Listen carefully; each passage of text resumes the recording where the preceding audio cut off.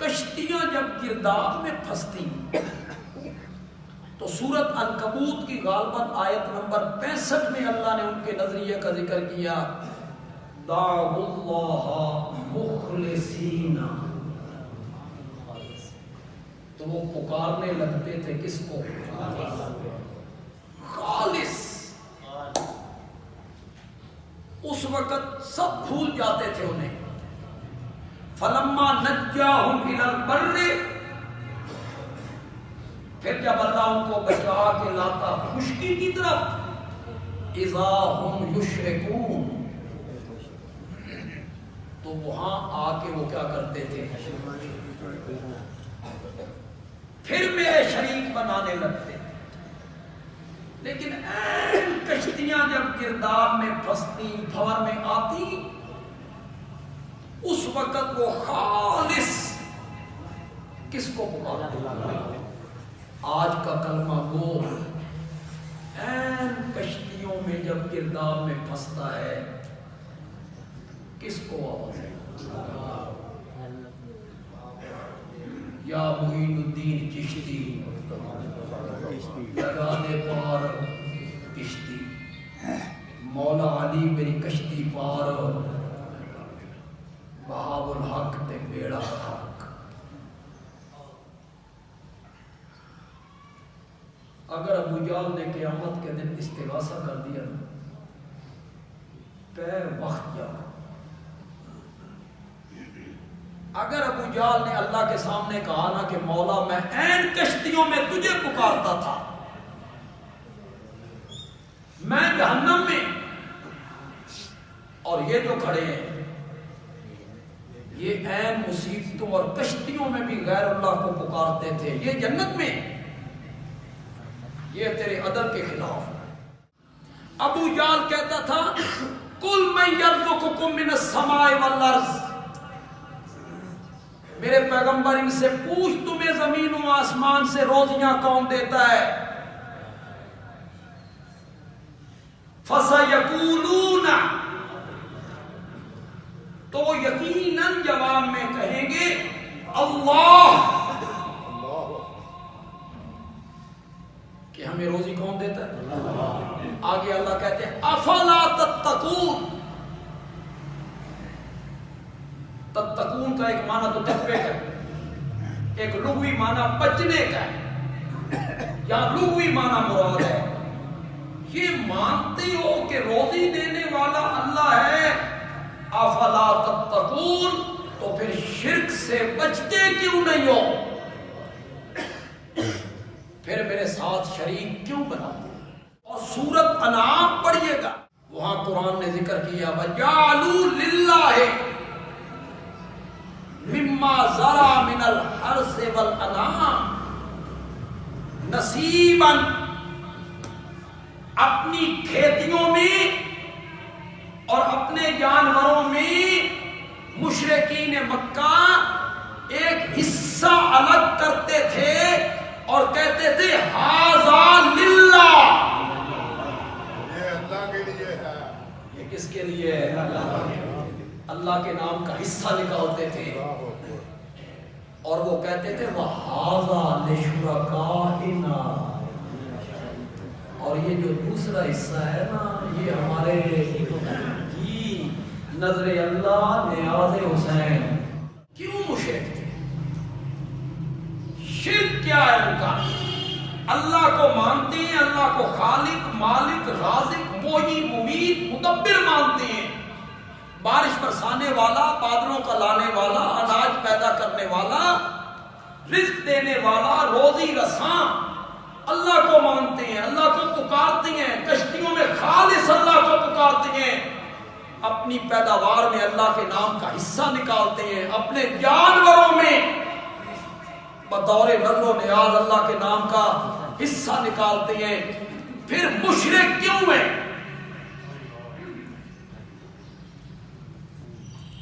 شرک ان کا کیا ہے؟ اسے قرآن نے بڑے واضح انداز میں دو جگہوں میں بیان کیا۔ ایک سورت یونس ہے اور اس کی آیت نمبر 18 ہے،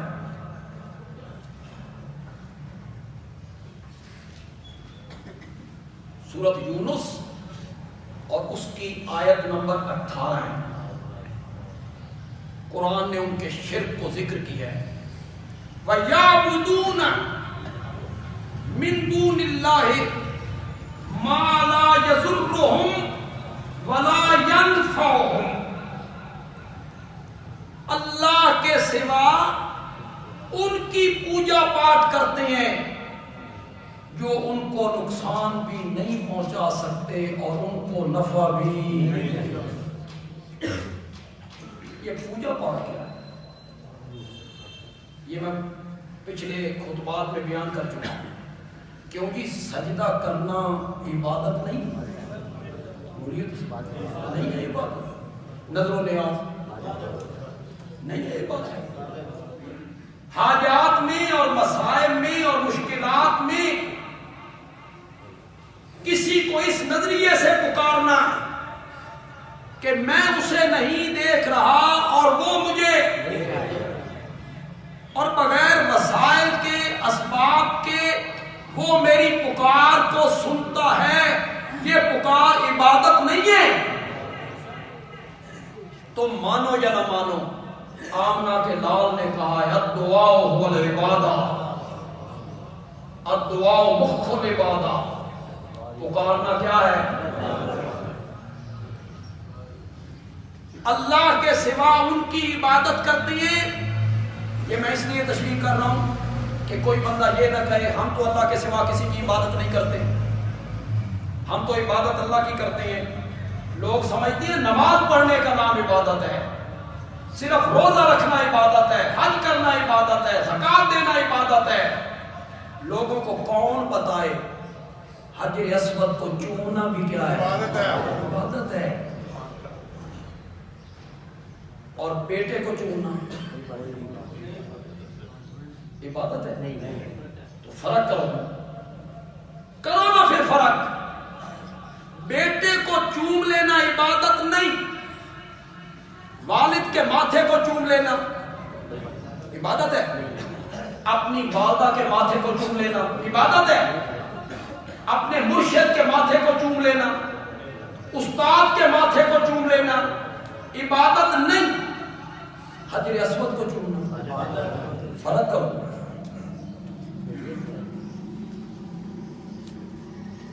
فرق کیا؟ میں بڑی وضاحت سے بیان کر چکا ہوں۔ حجر اسود کو چومنا اس لیے عبادت ہے، اس چومنے کے پیچھے ایک عقیدہ ہے۔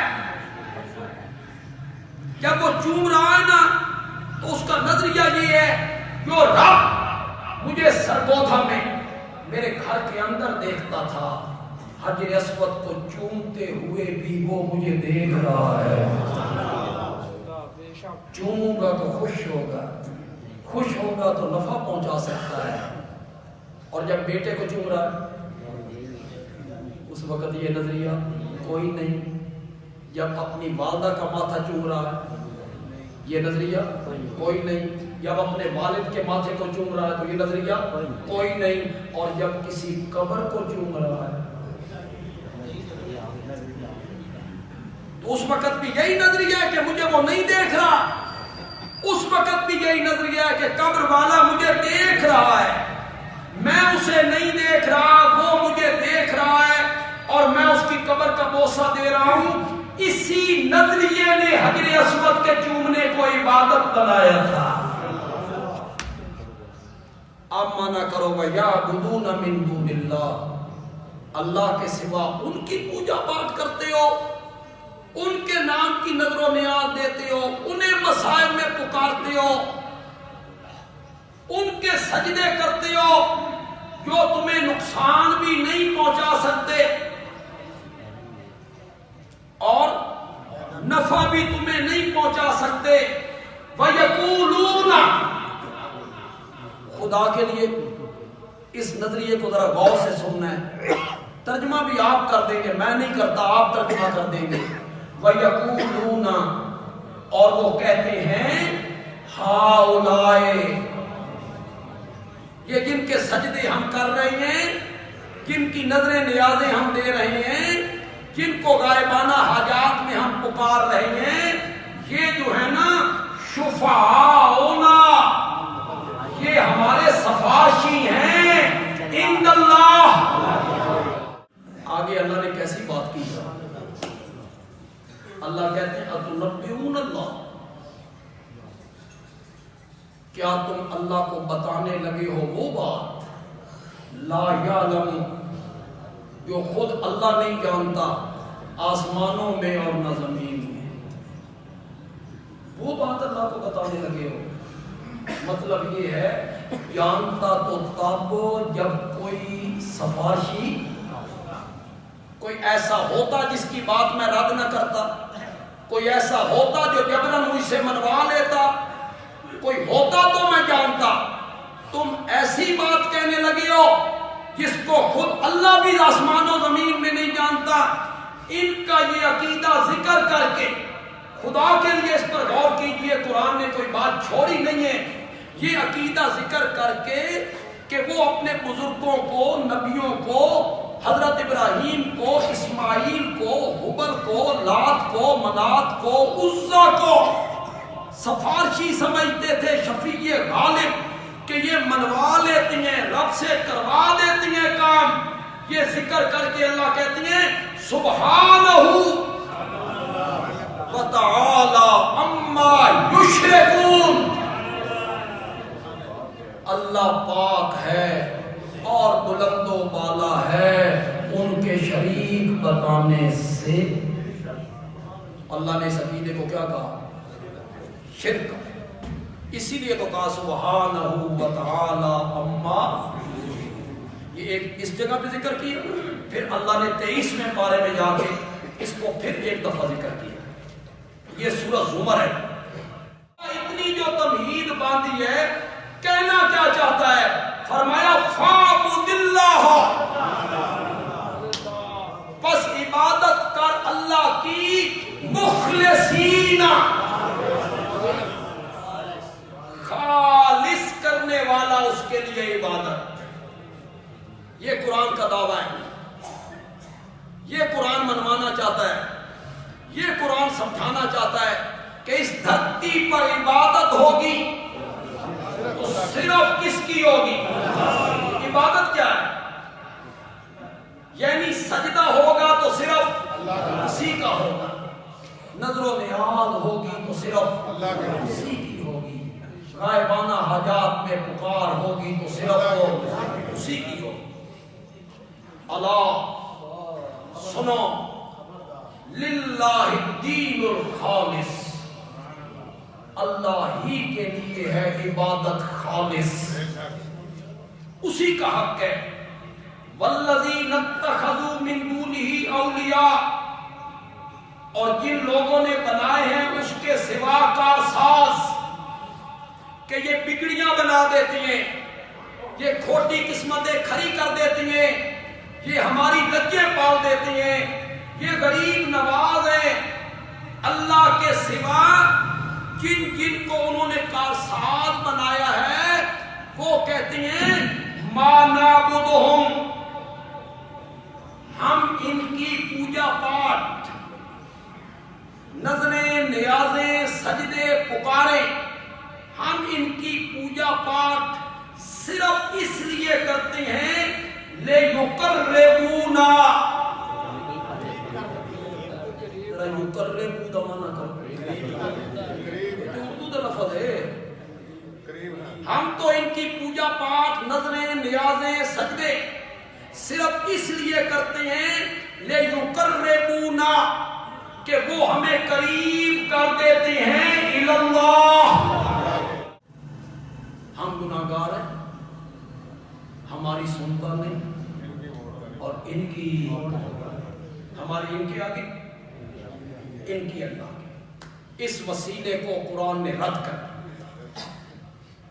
یہ وسیلہ نہیں کہ کسی کی ذات کا وسیلہ پیش کر کے اللہ سے دعا کرنا، اس کو قرآن و حدیث نے کیا کر دیا؟ رد کر. قرآن نے کیا کہا؟ ہماری دعوت کیا تھی؟ قرآن کی دعوت کیا تھی؟ اسلام اور دین کی دعوت کیا تھی؟ ان کا نظریہ یہ تھا کہ پکارو اللہ کو، لیکن ان کے واسطے سے اب یہ کسی قبر پہ جا کے کھڑا ہے بزرگوں کے پاس اور وہاں جا کے کہتا ہے بابا میری بات اللہ تک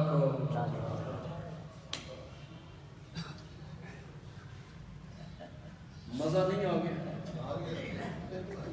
خدا دی قسم ہے پتہ نہیں لوگوں کو ہوا کہ اللہ بغیر واسطے وسیلے کے نہیں سنتا، اور بزرگ جو ہے وہ بغیر واسطے کے ان کے لیے کسی واسطے کی ضرورت نہیں، اس کے لیے واسطے کی ضرورت ہے۔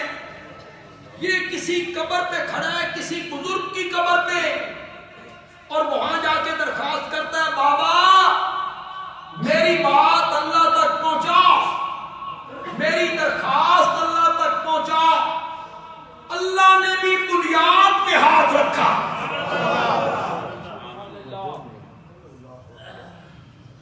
جنگ دی بولی چاہتے تھڈیوں پھاڑ لے، سبحان اللہ، تھڈیوں پھاڑ لے۔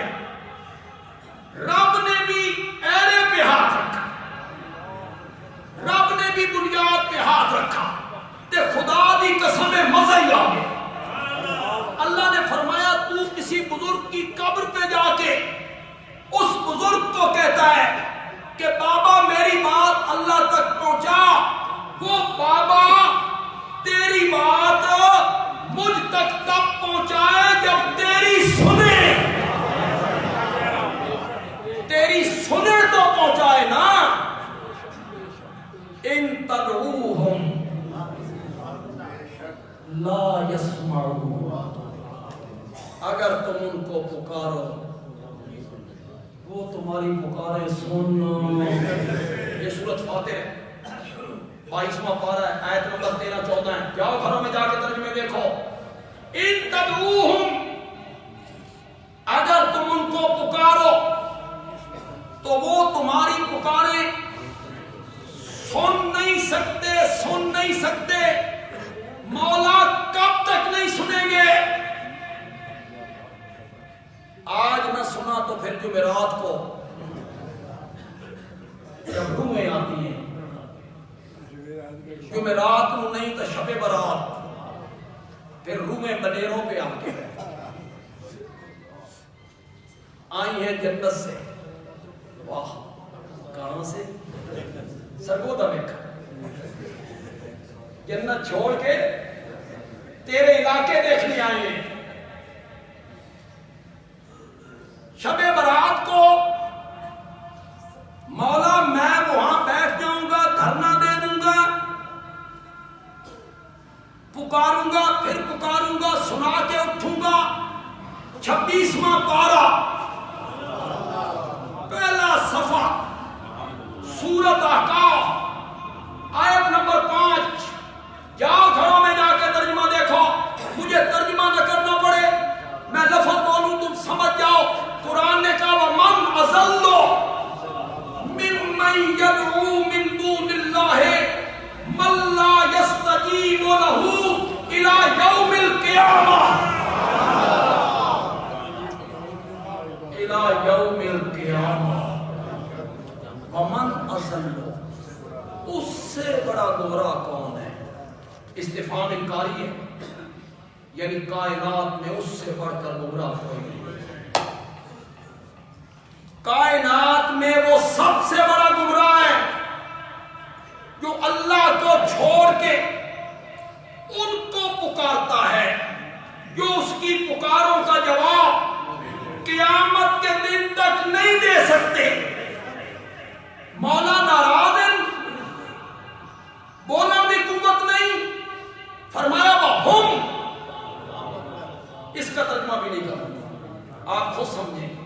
وَهُمْ، اور وہ عن دعائہم، ان کی پکار سے غافلون۔ حضرت عمر رضی اللہ تعالیٰ عنہ حجر اسود کے قریب آئے، چومنے لگے، پھر خیال آیا یہ نئے نئے لوگ ہیں، کیا کہیں گے، سن بتوں دے چومن تو منع کر دیں۔ خود پتھر کو چومنے لگے ہیں، پیچھے ہٹ کے کہتی ہیں انی عالم، انکا حجر. کس کو خطاب کیا؟ بولو تو صحیح یار، میری تعریف تو کرو یار. انکا حجر لا تنفع ولا تضر. میں چنگی طرح جاننا تو ایک پتھر ہے، تو ایک پتھر ہے. میرا نفع تیرے اختیار میں نہیں، میرا نقصان تیرے اختیار میں نہیں. مجھے کعبہ کے رب کی قسم ہے، اگر آمنہ کے لال نے تجھے نہ چوما ہوتا تو عمر تجھے کبھی نہ چومتا. خلاصہ یہ نکلا، اللہ کہتے ہیں تیری بات وہ بزرگ مجھ تک تب پہنچائیں تیری، جب وہ تیری سنتے نہیں تو انہوں نے مجھ تک کیا پہنچانی ہے؟ انہوں آنکھ ڈائریکٹ میں نہ ان کو نہ کہہ، براہ راست مجھے کہہ. زبان نال نہیں نہ آنکھ سکتا، دل کچھ سوچ ہم وہ بھی جانتے ہیں. تو تے بولنا اسا تا گونگیاں دیا رمضان نہیں سمجھتا. جو گونگا بول نہیں سکتا، جب وہ بول نہیں سکتا تو کوئی سن نہیں سکتا. کوئی پیر فقیر کوئی اس کی نہیں سن سکتا، بول جو نہیں سکتا. حاجت تو اس کی بھی ہوتی ہے، اللہ ان کی بھی سنتا.